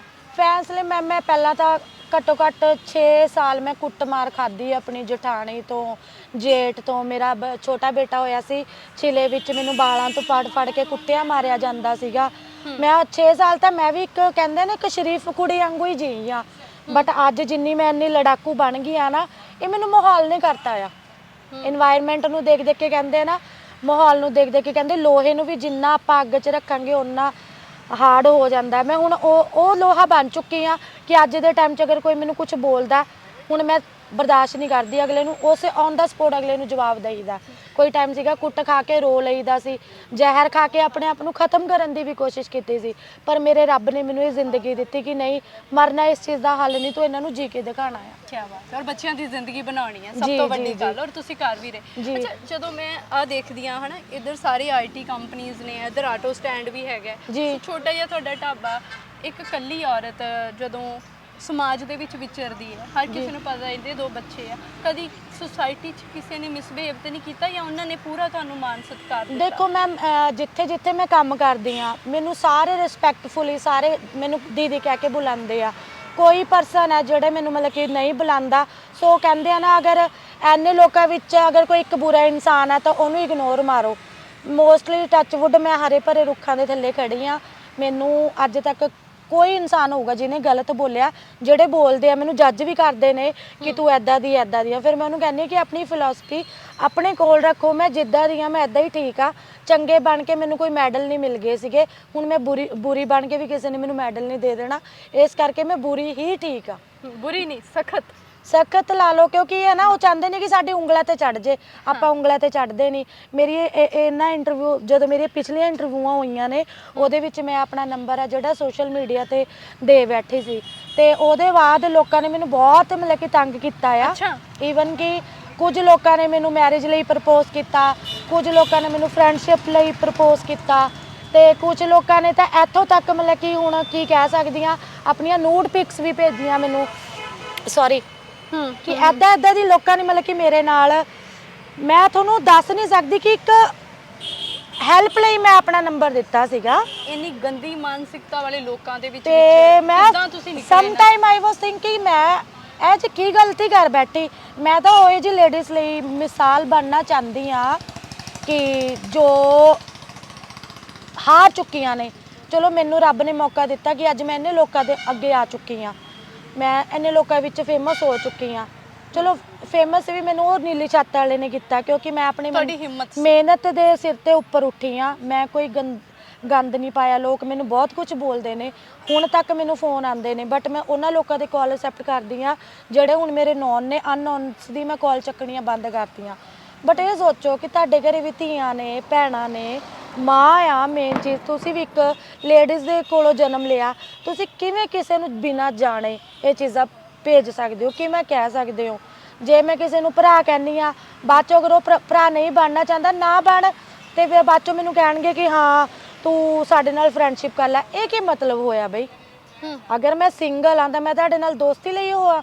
ਮੈਂ ਕਾਫੀ ਲੋਕਾਂ ਨੂੰ ਅੱਗੋਂ ਰਿਪਲਾਈ ਵੀ ਕੀਤਾ ਆ। ਬਹੁਤ ਹੀ ਸੋਹਣੀ ਗੱਲ ਤੁਸੀਂ ਕਹੀ ਕਿ ਵਾਕਈ ਕਿ ਹਾਂ, ਔਰਤ ਨੂੰ ਨਾ ਕਿਤੇ ਨਾ ਕਿਤੇ ਮਰਦ ਸਮਾਜ ਦੀ ਸੋਚ ਬਣੀ ਹੋਈ ਹੈ ਕਿ ਹਾਂ ਇਹ ਇਕੱਲੀ ਰਹਿ ਰਹੀ ਹੈ, ਅਵੇਲੇਬਲ ਹੈ। ਹਾਂ, ਸੋ ਕਿੱਦਾਂ ਝਾੜ ਪਾਉਂਦੇ ਹੋ? ਕਿੱਦਾਂ? ਕਿਉਂਕਿ ਬਹੁਤ ਔਰਤਾਂ ਮੈਂ ਝਾੜ ਉਹਨਾਂ ਨੂੰ ਐਦਾਂ ਪਾਉਂਦੀ ਆ ਕਿ ਦੇਖੋ ਦੁਨੀਆ 'ਚ ਗਲਤ ਹੋਣਗੇ, ਆਪਾਂ ਇਹ ਨਹੀਂ ਕਹਿੰਦੇ ਹਰ ਕੋਈ ਗਲਤ ਹੈ। ਮਤਲਬ ਕਿ ਅਗਰ ਜੇ ਕੋਈ ਸਟਰਗਲ ਕਰਕੇ ਉੱਪਰ ਉੱਠਣਾ ਚਾਹੁੰਦਾ ਉਹਨੂੰ ਉੱਠਣ ਦਿਓ, ਤੁਸੀਂ ਦਬਾਓ ਨਾ। ਆਪਾਂ ਕਹਿਣ ਨੂੰ ਕਹਿ ਦਿੰਦੇ ਕਿ ਦੁਨੀਆ 'ਚ ਲੇਡੀਜ਼ ਲਈ ਆਹ ਚੀਜ਼ ਦੀ ਫਰੀडम ਹੋ ਗਈ, ਆਹ ਚੀਜ਼ ਦੀ ਫਰੀडम ਹੋ ਗਈ, ਬਟ ਸੋਚ ਦੀ ਫਰੀडम ਹਜੇ ਤੱਕ ਮਰਦ ਜਾਤ ਨੇ ਲੇਡੀਜ਼ ਨੂੰ ਸੋਚ ਦੀ ਫਰੀडम ਨਹੀਂ ਦਿੱਤੀ। ਅਗਰ ਮੈਂ ਆਪਣਾ ਨੰਬਰ ਦਿੱਤਾ ਸੀ, ਮੈਂ ਫਰੈਂਡਸ਼ਿਪ ਲਈ ਨੰਬਰ ਨਹੀਂ ਦਿੱਤਾ ਸੀ, ਜਾਂ ਮੈਂ ਤੁਹਾਡੇ ਲਈ ਇਸ ਲਈ ਨਹੀਂ ਨੰਬਰ ਦਿੱਤਾ ਸੀਗਾ ਕਿ ਤੁਸੀਂ ਮੈਨੂੰ ਕਾਲਸ ਕਰੋ ਔਰ ਮੈਨੂੰ ਹਰਾਸਮੈਂਟ ਦਿਓ। ਮੈਂ ਇੱਕ ਹੈਲਪ ਲਈ ਨੰਬਰ ਦਿੱਤਾ ਸੀ। ਤੁਸੀਂ ਹੈਲਪ ਨਹੀਂ ਕਰਨੀ, ਨਾ ਕਰੋ, ਉਹ ਤੁਹਾਡੀ ਮਰਜ਼ੀ ਹੈ। ਮੈਂ ਤੁਹਾਨੂੰ ਫੋਰਸ ਨਹੀਂ ਕਰ ਰਹੀ। ਮੈਨੂੰ ਕਹਿਣਗੇ ਤੁਸੀਂ ਉੱਥੇ ਆਓ, ਤੁਹਾਨੂੰ ਉੱਥੇ ਪੈਸੇ ਦੇਵਾਂਗੇ। ਕਿਉਂ ਆਵਾਂ ਬਈ? ਜੇ ਤੁਸੀਂ ਮਦਦ ਕਰਨੀ ਉੱਥੋਂ ਬੈਠੇ ਕਰ ਦਿਓ ਮੇਰੀ ਮਦਦ। ਮੈਂ ਕਿਸੇ ਨੂੰ ਇਕੱਲੀ ਨਹੀਂ ਮਿਲਣ ਜਾਊਂਗੀ। ਪਹਿਲੀ ਗੱਲ, ਜੇ ਮੈਂ ਔਰਤ ਆ ਤਾਂ ਮੈਂ ਬੰਦਿਆਂ ਵਾਂਗੂ ਜੀ ਰਹੀ ਹਾਂ। ਮੈਂ ਮੰਨਦੀ ਹਾਂ ਮੈਂ ਔਰਤ ਆ, ਮੈਂ ਆਪਣੀ ਹੱਦ ਨੂੰ ਪਾਰ ਨਹੀਂ ਕਰ ਰਹੀ, ਇਸ ਕਰਕੇ ਮੈਂ ਇਕੱਲੀ ਕਿਸੇ ਨੂੰ ਮਿਲਣ ਜਾਂਦੀ ਵੀ ਨਹੀਂ। ਕਿਉਂ ਜਾਵਾਂ? ਜਿਹਨੇ ਮਿਲਣਾ ਮੇਰੀ ਦੁਕਾਨ ਤੇ ਆ ਕੇ ਮਿਲ ਸਕਦਾ। ਫਿਰ ਅੱਗੋਂ ਇੱਥੋਂ ਤੱਕ ਰਿਪਲਾਈਮੈਂਟ ਆਏ ਨੇ ਕਿ ਤੁਸੀਂ ਕਿਹਾ ਕਿ ਆ ਕੇ ਮਿਲ ਸਕਦੇ ਹੋ। ਮੈਂ ਕਿਹਾ ਮੈਂ ਸ਼ਾਪ ਤੇ ਕਿਹਾ ਆ, ਇਕੱਲੀ ਮਿਲਣ ਨੂੰ ਮੈਂ ਕਿਸੇ ਨੂੰ ਨਹੀਂ ਕਿਹਾ। ਅੱਛਾ, ਇਸ ਤਰ੍ਹਾਂ ਦੀ ਵੀ ਘਟੀਆ ਮਾਨਸਿਕਤਾ ਦਾ ਸਾਹਮਣਾ ਬਹੁਤ ਜ਼ਿਆਦਾ। ਈਵਨ ਕਿ ਫਿਰ ਮੈਂ ਉਹਨਾਂ ਨੂੰ ਇੱਥੋਂ ਤੱਕ ਕਹਿੰਦੀ ਹਾਂ, ਮੈਂ ਕਿਹਾ ਤੁਸੀਂ ਤਾਂ ਮੈਨੂੰ ਜ਼ਿਆਦਾ, ਮੈਂ ਤਾਂ ਪਹਿਲਾਂ ਥੋੜੀ ਜਿਹੀ ਟੈਨਸ਼ਨ ਵਿੱਚ ਸੀਗੀ, ਮੈਂ ਕਿਹਾ ਤੁਸੀਂ ਮੈਨੂੰ ਹੋਰ ਟੈਨਸ਼ਨ 'ਚ ਕਰਤਾ। ਫਿਰ ਉਹਨਾਂ ਨੇ ਮੈਨੂੰ ਟੈਨਸ਼ਨ 'ਚ ਨਹੀਂ ਕੀਤਾ, ਸਗੋਂ ਉਹਨਾਂ ਨੇ ਮੈਨੂੰ ਚਕੰਨਾ ਕਰਤਾ ਕਿ ਤੂੰ ਮਦਦ ਨਾ ਮੰਗ, ਤੂੰ ਆਪਣੀ ਮਿਹਨਤ ਆਪਣੇ ਲਈ ਆਪ ਹੀ ਕਰ। ਬਿਲਕੁਲ। ਕੁਝ ਲੋਕ ਕੁਝ ਲੋਕ ਨਹੀਂ ਜਿਨ੍ਹਾਂ ਨੇ ਮੇਰੀ ਮਦਦ ਕੀਤੀ ਆ, ਮੈਂ ਇਦਾਂ ਨਹੀਂ ਕਹਿੰਦੀ। ਧੰਨਵਾਦ ਉਹਨਾਂ ਦਾ, ਹੱਥ ਜੋੜ ਕੇ ਸ਼ੁਕਰੀਆ ਕਰਦੀ ਆ ਕਿ ਰੱਬ ਉਹਨਾਂ ਨੂੰ ਇੰਨੀ ਕੁ ਉਚਾਈ ਤੇ ਲੈ ਕੇ ਜਾਵੇ ਅਗਰ ਉਹਨਾਂ ਨੇ ਮੈਨੂੰ ਇਸ ਲਾਇਕ ਸਮਝਿਆ। ਕੁਝ ਲੋਕ ਮੈਨੂੰ ਅੱਜ ਵੀ ਮੇਰੇ ਨਾਲ ਫੇਸਬੁੱਕ ਔਨ WhatsApp ਮੇਰੇ ਨਾਲ ਜੁੜੇ ਹੋਏ ਨੇ, ਜਿਹੜੇ ਲਾਈਕ ਆ ਸਿਸਟਰ ਮੇਰੇ ਨਾਲ ਗੱਲ ਕਰਦੇ ਆ। ਉਹਨਾਂ ਨੂੰ ਮੈਂ ਗੁੱਡ ਮਾਰਨਿੰਗ ਵਿਸ਼ ਕਰਦੀ ਆ। US ਤੋਂ ਨੇ, UK ਤੋਂ ਨੇ, ਈਵਨ ਕਿ ਮੇਰੇ ਬੈਚਮੇਟਸ ਨੇ ਵੀ ਮੈਨੂੰ, ਜਿਹੜੀਆਂ ਮੇਰੀਆਂ ਵੀਡੀਓਜ਼ ਵਾਇਰਲ ਹੋਈਆਂ, ਮੈਨੂੰ ਸਪੋਰਟ ਕੀਤਾ, ਮੈਨੂੰ ਲੱਭਿਆ ਉਹਨਾਂ ਨੇ ਕਿ ਇਹ ਸਾਡੀ ਬੈਚਮੇਟ ਸੀਗੀ, ਇਹ ਤਾਂ ਪੜ੍ਹਾਈ ਲਿਖਾਈ 'ਚ ਇੰਨੀ ਵਧੀਆ ਸੀ, ਕਿੱਥੇ ਰਹਿ ਗਈ। ਮੈਨੂੰ ਮਿਲੇ ਨੇ। ਮੇਰੀ ਪ੍ਰੀਤੀ ਫਰੈਂਡ ਹੈ, UK ਤੋਂ ਹੈ, ਸੋ ਮੈਨੂੰ ਕਾਲ ਕਰਦੀ ਆ, ਹੁਣ ਵੀ ਮੈਂ ਉਹਦੇ ਨਾਲ ਕਈ ਵਾਰ ਗੱਲ ਕਰਦੀ ਆ। ਸੋ ਮੈਨੂੰ ਕਹਿੰਦੀ ਹੈ, ਕਹਿੰਦੀ ਗੁਰਪ੍ਰੀਤ, ਕਹਿੰਦੀ ਆਈ ਸੈਲੂਟ ਯੂ ਕਿ ਤੂੰ ਐਨੀ ਮਤਲਬ ਕਿ ਨਾ ਤੂੰ ਪਹਿਲਾਂ ਹਾਰੀ ਸੀ ਨਾ ਤੂੰ ਅੱਜ ਹਾਰੀ। ਕੀ ਬਾਤ ਹੈ। ਸੋ ਔਰਤਾਂ ਤਾਂ ਤੁਹਾਡੇ ਨਾਲ ਖੜਦੀਆਂ ਨੇ ਨਾ? ਔਰਤਾਂ ਵੀ ਨਹੀਂ, ਮੈਨਸ ਵੀ ਨੇ। ਆਪਾਂ ਇਹ ਨਹੀਂ ਕਹਿ ਸਕਦੇ ਸਾਰੇ ਮੈਨਸ ਇੱਕੋ ਤਰ੍ਹਾਂ ਦੇ ਨੇ, ਕੁਝ ਨੇ। ਹੁਣ ਮੇਰੀ ਦੁਕਾਨ ਤੇ ਮੈਂਸੀ ਨੇ ਜਿਹੜੀ ਮੇਰੀ ਮਦਦ ਕਰ ਰਹੇ ਨੇ। ਬਿਲਕੁਲ ਬਿਲਕੁਲ ਠੀਕ ਹੈ, ਇਸ ਚੀਜ਼ ਨੂੰ ਵੀ ਕਦੀ ਜੱਜ ਤੇ ਨਹੀਂ ਕੀਤਾ ਜਾਂਦਾ ਕਿ ਇਹ ਮਰਦਾਰੇ ਕੀਤਾ ਨੇ ਜਾਂਦਾ ਦੁਕਾਨ ਕੀਤਾ ਤੇ ਜਾਂ ਜਾਂਦਾ ਕਿਵੇਂ? ਉਹ ਰਾਜੂ ਨੂੰ ਮੇਰਾ ਹਸਬੰਡ ਕਿਹਾ ਜਾਂਦਾ ਆ, ਰਾਜਨ ਵੀਰੇ ਨੂੰ ਪਤਾ ਨਹੀਂ ਕੀ ਬੋਲਿਆ ਜਾਂਦਾ ਆ। ਮੈਂ ਕਹਿੰਨੀ ਆ ਫਿਰ ਮੈਂ ਉਹਨਾਂ ਨੂੰ ਅੱਗੋਂ ਉਹਨਾਂ ਨੂੰ ਕਲੀਅਰ ਕਰ ਦਿੰਨੀ ਆ ਕਿ ਹੀ ਇਜ਼ ਨਾਟ ਮਾਈ ਹਸਬੰਡ। ਸੋ 2-3 ਵਾਰੀ 2-3 ਕੁੜੀਆਂ ਆਈਆਂ, ਸੋ ਮਤਲਬ ਕਿ ਉਹਨਾਂ ਨਾਲ ਐਜ਼ ਅ ਫਰੈਂਡ ਮੈਂ ਉਹਨਾਂ ਨਾਲ ਗੱਲ ਕਰਦੀ ਕਹਿੰਦੀ ਆਂਟੀ ਆਪਕੇ ਹਸਬੰਡ ਨੇ ਆਪਕੋ ਕਾਲ ਕੀ ਥੀ। ਤੇ ਮੈਂ ਨਾ ਉਹ ਉੱਥੋਂ ਦੂਰੋਂ ਆਉਂਦੇ ਹੀ ਮੈਂ ਉਹਨਾਂ ਨੂੰ ਕਿਹਾ, ਮੈਂ ਕਿਹਾ ਹੀ ਇਜ਼ ਨਾਟ ਮਾਈ ਹਸਬੰਡ। ਸੋ ਮਤਲਬ ਕਿ ਨਾ ਇੰਨੀ ਉੱਚੀ ਉੱਚੀ ਹੱਸਣ ਲੱਗ ਗਈ ਕਿ ਦੀਦੀ ਤੁਸੀਂ ਤਾਂ ਸਿੱਧਾ ਹੀ ਕਹਿਤਾ। ਮੈਂ ਕਿਹਾ ਜੋ ਸੱਚਾਈ ਹੈ ਉਹ ਸੱਚਾਈ ਹੈ। ਹਾਂ, ਮੈਂ ਕਿਹਾ ਮੇਰੀ ਹੈਲਪ ਕਰ ਰਹੇ ਨੇ, ਇਹ ਮੇਰੇ ਹਸਬੰਡ ਨਹੀਂ ਆ। ਮੈਂ ਕਿਹਾ ਪਹਿਲਾਂ ਪੁੱਛ ਲਓ ਮੈਨੂੰ ਕਿ ਸਮਾਜ ਕੀ 'ਚ ਇੱਕ ਚੀਜ਼ ਆ। ਹੀ ਰਿਸ਼ਤਾ ਨਹੀਂ ਨਾ ਹੁੰਦਾ, ਕਿ ਸਮਾਜ 'ਚ ਹਰ- ਬਹੁਤ ਰਿਸ਼ਤੇ ਨੇ, ਅਸੀਂ ਬੜੇ ਤਾਨੇ ਬਾਣੇ 'ਚ ਵੱਜੇ ਹੋਏ ਦੋਸਤ ਲਾ ਲਓ, ਭਰਾ ਵੀ ਨਹੀਂ ਕਹਿ ਸਕਦੇ। ਦੇਖੋ ਜ਼ਰੂਰੀ ਨਹੀਂ ਕਿ ਹਰ ਕਿਸੇ ਨੂੰ ਆਪਾਂ ਭਰਾ ਹੀ ਬਣਾਉਣਾ ਆ, ਜ਼ਰੂਰੀ ਨਹੀਂ ਦੋਸਤੀ ਦੇ 2 ਰਿਸ਼ਤੇ ਹੁੰਦੇ ਨੇ, ਜ਼ਰੂਰੀ ਨਹੀਂ ਕਿ ਆਪਾਂ ਨੂੰ ਇੱਕੋ ਤਰੀਕੇ ਨਾਲ ਦੇਖਿਆ ਜਾਣਾ ਆ। ਬਿਲਕੁਲ। ਅਸੀਂ 4 ਸਾਲ ਤੋਂ ਇਕੱਠੇ ਆ ਰਾਜੂ ਔਰ ਮੈਂ। ਉਹਨੇ ਮੇਰੀ ਜਿੱਥੇ ਹੋ ਸਕਦੀ ਹੈ ਮੇਰੀ ਮਦਦ ਕੀਤੀ ਹੈ, ਮੇਰੇ ਬੱਚਿਆਂ ਲਈ ਮੇਰੀ ਮਦਦ ਕੀਤੀ ਹੈ, ਮੇਰੇ ਲਈ ਮੇਰੀ ਮਦਦ ਕੀਤੀ ਹੈ, ਘਰ ਲੱਭਣ 'ਚ ਮੇਰੀ ਮਦਦ ਕੀਤੀ ਹੈ। ਅੱਛਾ ਮੈਨੂੰ ਇਹ ਦੱਸੋ, ਜਿਵੇਂ ਤੁਹਾਨੂੰ ਸਿੰਗਿੰਗ ਦਾ ਸ਼ੌਂਕ ਸੀਗਾ ਹੈ ਨਾ, ਜੀ। ਤੇ ਉਹ ਪੂਰਾ ਨਹੀਂ ਹੋਇਆ, ਹੁਣ ਕਦੀ ਮਨ ਚ ਆਉਂਦਾ ਹੈ ਕਿ ਮੈਂ ਇਹਦੇ ਚ ਅੱਗੇ ਕੁਝ ਕਰਾਂ ਜਾਂ ਕਿਵੇਂ? ਮੈਂ ਹੁਣ ਗਾ ਹੁਣ ਲੈਂਦੀ ਵੀ ਹੋ ਵੈਸੇ? ਗਾ ਲੈਂਦੀ ਆ। ਕੁਝ ਗਾ ਕੇ ਸੁਣਾਓ। ਕਿ ਕਈ ਵਾਰੀ ਜੇ ਮੈਂ ਆਂਦੀ ਆ, ਮੈਂ ਏਅਰਫੋਨਸ ਲਾਏ ਹੁੰਦੇ ਆ ਕੰਨਾਂ ਵਿੱਚ ਤੇ ਮੈਂ ਸਿੰਗਿੰਗ ਕਰਦੀ ਤੁਰੀ ਫਿਰਦੀ ਰਹਿੰਦੀ ਆ।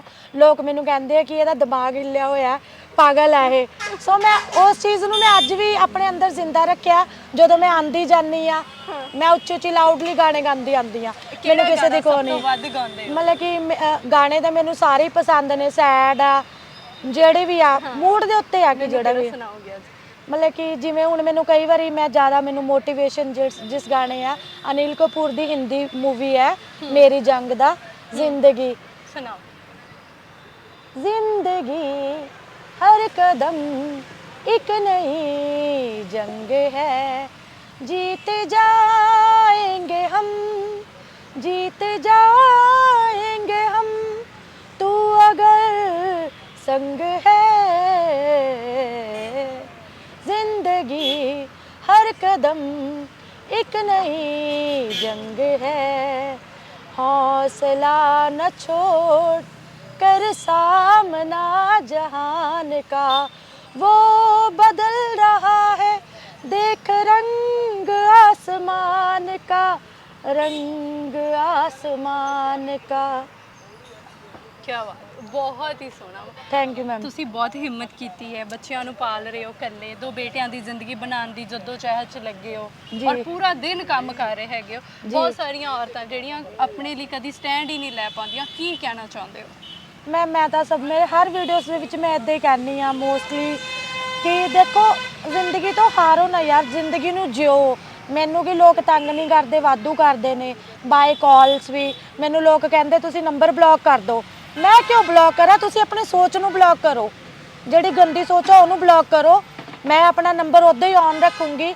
ਮੈਂ ਗਲਤ ਨਹੀਂ ਤੇ ਮੈਂ ਆਪਣਾ ਨੰਬਰ ਕਦੇ ਕਿਸੇ ਲਈ ਬਲੌਕ ਨਹੀਂ ਕਰੂੰਗੀ।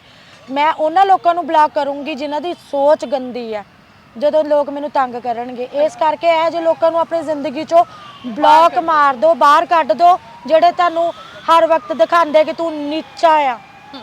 ਔਰਤ ਜੇ ਅਗਰ ਇੱਕ ਬੱਚੇ ਨੂੰ ਜਨਮ ਦੇ ਸਕਦੀ ਆ ਨਾ ਤਾਂ ਬਹੁਤ ਕੁਝ ਕਰ ਸਕਦੀ ਹੈ। ਜੇ ਉਹ ਦੁੱਖ ਸਹਿ ਸਕਦੀ ਹੈ ਨਾ ਤਾਂ ਦੁੱਖ ਨੂੰ ਮਤਲਬ ਕਿ ਹਰਾਉਣ ਦੀ ਇੱਛਾ ਵੀ ਰੱਖ ਸਕਦੀ ਹੈ। ਇਸ ਕਰਕੇ ਲੇਡੀਜ਼ ਨੂੰ ਇਹੀ ਕਹੂੰਗੀ, ਮਰਨਾ ਕਿਸੇ ਚੀਜ਼ ਦਾ ਹੱਲ ਨਹੀਂ, ਦੁੱਖਾਂ ਤੋਂ ਭੱਜਣ ਦੀ ਵੀ ਲੋੜ ਨਹੀਂ, ਸਗੋਂ ਉਹਨੂੰ ਡਟ ਕੇ ਜਿੰਨਾ ਫੇਸ ਕਰੋਗੇ ਨਾ ਤੁਸੀਂ ਉਨੇ ਜ਼ਿਆਦਾ ਮਤਲਬ ਕਿ ਆਪਣੇ ਆਪ ਨੂੰ ਸਟਰੋਂਗ ਪਾਓਗੇ। ਬਹੁਤ ਬਹੁਤ ਸ਼ੁਕਰੀਆ ਭੈਣੇ ਇੰਨਾ ਸਮਾਂ ਦੇਣ ਦੇ ਲਈ, ਔਰ ਬਹੁਤ ਹੀ ਵਧੀਆ ਲੱਗਾ ਤੁਹਾਡੀ ਕਹਾਣੀ ਜਾਣ ਕੇ। ਸੋ ਜਿਵੇਂ ਭੈਣ ਗੁਰਪ੍ਰੀਤ ਨੇ ਕਿਹਾ ਕਿ ਹਾਲਾਤ ਬਹੁਤ ਔਖੇ ਸੀਗੇ, ਬਚਪਨ ਤੋਂ ਹੀ ਚੈਲੰਜਿੰਗ ਸੀਗੇ, ਅੱਜ ਨਹੀਂ।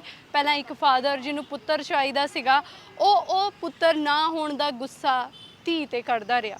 ਫਿਰ ਇੱਕ ਘਰ ਵਾਲਾ ਜਿਹੜਾ ਸੀਗਾ ਉਹ ਆਪਣਾ ਗੁੱਸਾ ਆਪਣੀ ਘਰਵਾਲੀ ਤੇ ਕੱਢਦਾ ਰਿਹਾ। ਸੋ ਇਸ ਤਰ੍ਹਾਂ ਕਰਕੇ ਆਸੇ-ਪਾਸੇ ਦੇ ਰਿਸ਼ਤਿਆਂ ਨੇ ਐਕਸੈਪਟ ਨਹੀਂ ਕੀਤਾ, ਪਰ ਇਸ ਦੇ ਬਾਵਜੂਦ ਜ਼ਿੰਦਗੀ ਨੂੰ ਹਮੇਸ਼ਾ ਸਵੀਕਾਰਿਆ ਤੇ ਜ਼ਿੰਦਗੀ ਦੀ ਜੰਗ ਨੂੰ ਹਮੇਸ਼ਾ ਲੜਿਆ, ਕਦੀ ਰੁਕੀ ਨਹੀਂ। ਆਪਣੇ ਬੱਚਿਆਂ ਨੂੰ ਪਾਲਣ ਦੇ ਲਈ ਇਹ ਮਾਂ ਅੱਜ ਆਪਣਾ ਇੱਕ ਛੋਟਾ ਜਿਹਾ ਢਾਬਾ ਚਲਾ ਰਹੀ ਆ। ਐਜ਼ ਅ ਸਫਾਈ ਕਰਮਚਾਰੀ ਇੱਥੇ ਦੀਆਂ 3-4 ਕੰਪਨੀਆਂ ਦੇ ਵਿੱਚ ਕੰਮ ਵੀ ਕਰਦੀ ਹੈ, ਪਰ ਜ਼ਿੰਦਗੀ ਤੋਂ ਹਾਰ ਨਹੀਂ ਮੰਨਦੀ। ਸਾਡੀ ਕੋਸ਼ਿਸ਼ ਰਹਿੰਦੀ ਆ ਅਜਿਹੀਆਂ ਕਹਾਣੀਆਂ ਤੁਹਾਡੇ ਰੂਬਰੂ ਲੈ ਕੇ ਆਈਏ ਜੋ ਤੁਹਾਡੀ ਜ਼ਿੰਦਗੀ ਨੂੰ ਵੀ ਜ਼ਿੰਦਾ ਦਿਲੀ ਦੇ ਨਾਲ ਭਰ ਦੇਣ। ਤੇ ਪਰ ਇਹਦੇ ਲਈ ਤੁਹਾਨੂੰ ਜੁੜੇ ਰਹਿਣਾ ਪੈਣਾ ਹੈ ਰੋਜ਼ਾਨਾ ਸਪੋਕਸਮੈਨ ਟੀਵੀ ਦੇ ਨਾਲ। ਫਿਲਹਾਲ ਮੈਨੂੰ ਅਰਪਨ ਕੌਰ ਨੂੰ ਸਹਿਯੋਗੀ ਕੈਮਰਾਮੈਨ ਰਮਨੀਤ ਸਿੰਘ ਦੇ ਨਾਲ ਦਿਓ ਆਗਿਆ। ਤੁਹਾਡਾ ਧੰਨਵਾਦ।